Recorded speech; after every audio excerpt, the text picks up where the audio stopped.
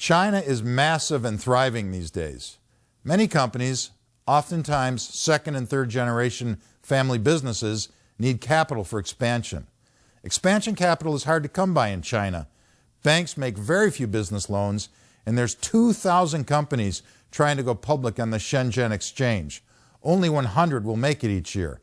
1,000 merchant bankers have been running around China for the last 10 years, promising the business owners the prestige of a U.S. listing along with access to capital in return for merging their companies into public shells.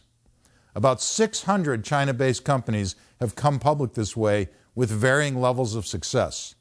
The U.S. merchant bankers are very transaction-oriented. They want to close the shell merger, get the company some capital, and move on to the next one. The Chinese entrepreneurs who run these companies needed a more relationship-oriented partner. They needed to understand, before entering the transaction, that after completed, everything would change about the way they run their companies.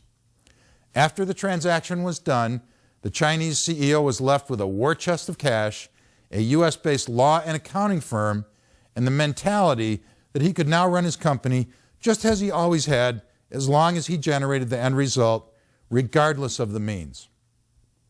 While I believe the majority of Chinese CEOs are basically honest, there's a startlingly high percentage who funneled off company funds in a variety of disguised ways, safe in the knowledge they would be immune to U.S. laws from within China. So in the next segment, we'll look at how they actually steal from us U.S. investors.